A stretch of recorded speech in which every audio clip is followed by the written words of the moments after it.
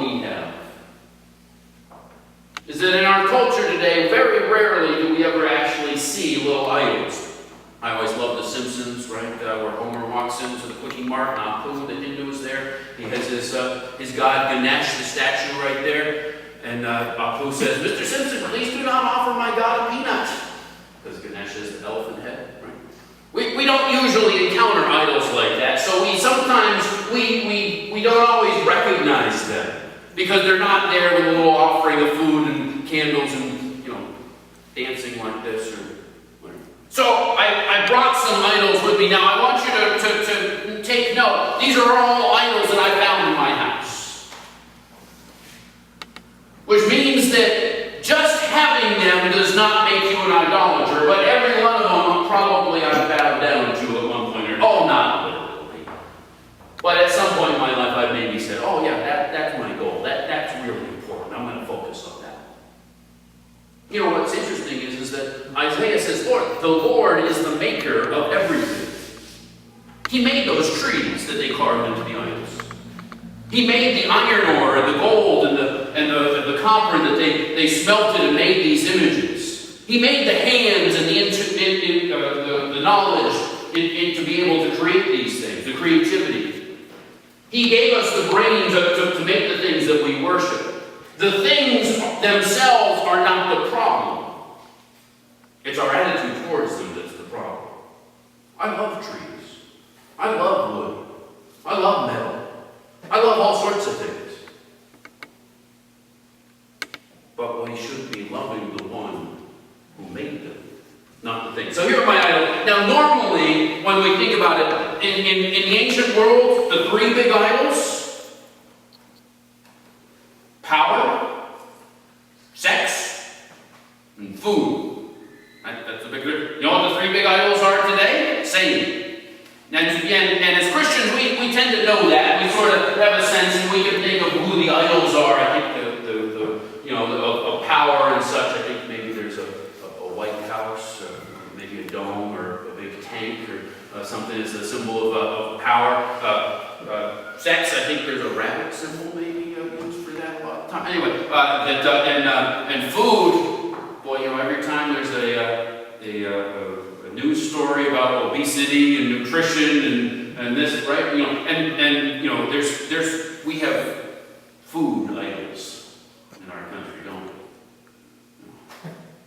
Anyway, so I didn't want to get those big three ones because I knew that you get them. So I'm going to go with some lesser gods, some lesser idols that we sometimes that are related, but they're not quite the same. So the first one, I brought props today. First one, I got my rom-coms, right? Romantic comedies, right? We idolize relationships. We idolize a certain domestic life. You can be judging me. These are my wives, right? Yeah, that way you don't think I'm a Matthew McConaughey fan or something. Anyway, right? We worship the perfect ideal of, if I meet just the right guy or just the right gal, and I'll settle down and have just the perfect life, and I'll have this kind of stroller, and I'll have this kind of car, and we'll drive a Volvo, and we'll have our dog, and we'll... Wait a second, I do all those. Oh, yeah, you see. Right. There's a certain idea that, this is the key to everything, and this is what I'm going to sacrifice everything for. I'm going to spend all my time, all my effort making sure that I have this wonderful relationship. But that's not quite what the Bible talks about. Oh yes, it talks about marriage, but it talks about marriage in a way that we understand that it points us to our relationship with God, that it points to the relationship of Christ and the church. It's not that, it's an end unto itself. And sometimes we forget that. We look around the church and we see many people who aren't married and suffering under it. The world hasn't done any better. It just sort of says, you don't need to be married. You just do this thing and that thing and this body part and this person, and then you'll be happy. Certainly plenty of folks do those things and aren't happy. But inside the church, we have a similar approach, we say, oh, if you have this component, this is what you need in order to be part of our lives. We don't do a good job with single folks in the church. Whether they're single because of they're widows or widowers and they just sort of gotten beyond that part of their life, or whether they're single because they haven't been called to marriage, whether they're single because of their own situation. We don't always do a good job with that. We say, oh, well, it's okay. It's a second-class category, but we still have these ideals. I can't tell you how many times I'll go to another church and say, oh, it's so lovely to see a pastor with a nice young family. Well, thanks. Well, what about your pastor who doesn't have a family? Or what about those churches where none of their pastors have families? Well, they just are a little weird. No, they're living a godly call. We have to, again, I'm not saying you watch one of those and you're going straight to hell for being an idolater. But we cannot worship at the altar of relationships and romantic love. When you're flipping through the channels and you find The Bachelor, or The Bachelorette, what's on right now, I don't know, right? Or you see on, you're at the checkout stand and you see the magazine with who's broken up with who and what this one's doing with that one and whatnot. Just remember, hey, there's mine.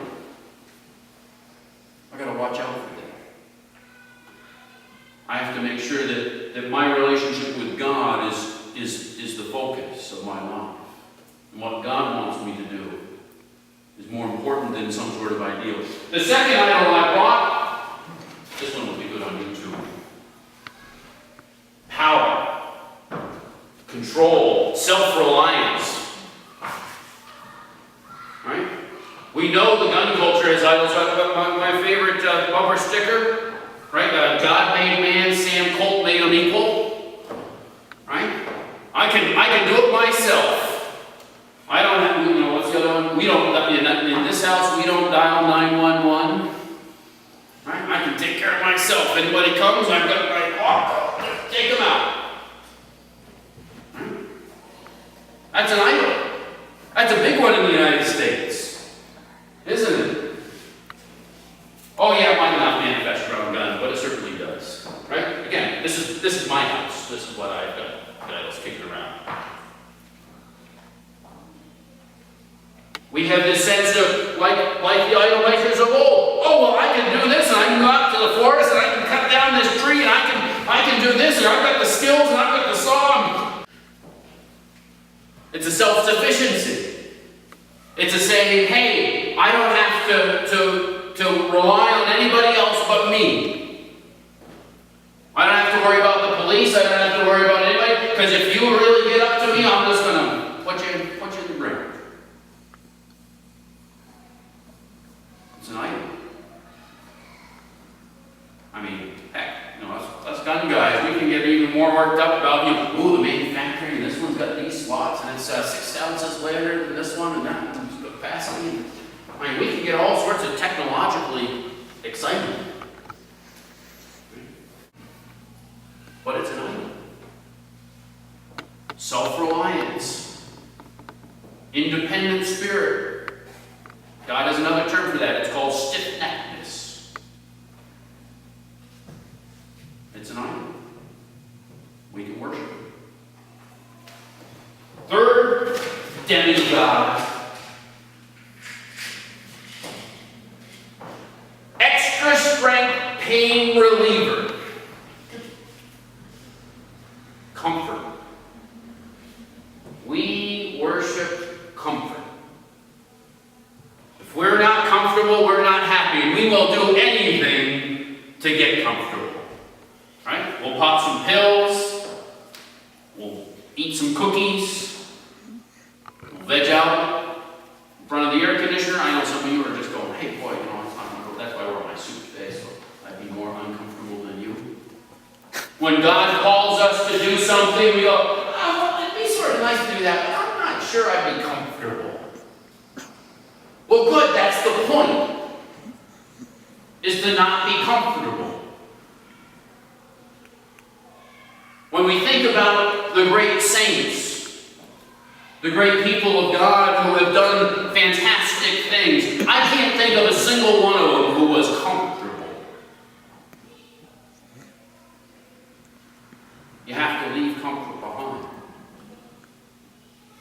You have to embrace discomfort. Embrace pain and hurt. And say, God, this is my calling. This is my place. This is how I'm going to serve God. Serving God is more important than this thing that makes me uncomfortable. That's tough. That may be the most difficult one of all. But when we consider what Isaiah has to say, and when we consider that he speaks about the coming Christ, the coming of Jesus, we begin to see that there is someone who has all these gods under control. He forsakes the amazing connection that is the Trinity, that oneness between the three persons in heaven, so that he is on earth, and he's asked questions, and he says, I don't know. You know, sometimes in marital relationships, one of the breakdowns is between the husband and the wife is because they just don't know what's going on in each other's lives. There's a little exercise we do sometimes to help that. But the relationship between Jesus and the Father is so connected in heaven, and then when he's on earth, he goes, I don't know, only God knows that. And I can't ask him right now. Well, I can ask him, but he doesn't tell me. He comes to earth and is completely powerless. He could call on how many angels to deliver him? I mean, this is the guy who calms the storms with a word. He raises the dead. He smites or strikes down the fig tree. He commands it to wither, and it withers. And when the crowds gather around when he's preaching and they want to kill him, he has to run away. No block for him. I mean, just think about Jesus with a clock. Right? I don't like what you're saying, Jesus. Really?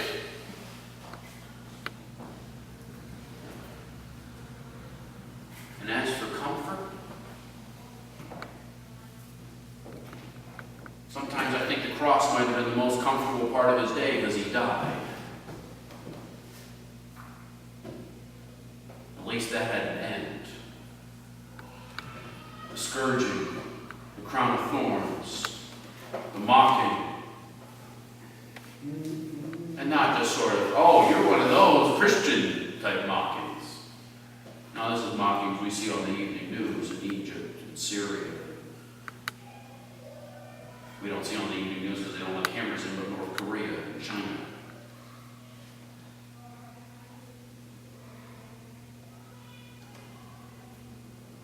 This is Communion Sunday.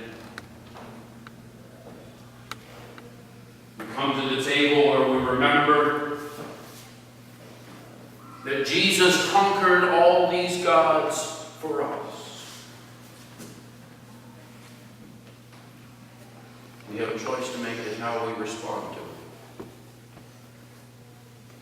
Will we put all these gods aside? Will we read Isaiah and say, yes, these things are foolishness. I want nothing to do with them. Instead, let me drink the blood and eat the flesh of the living God.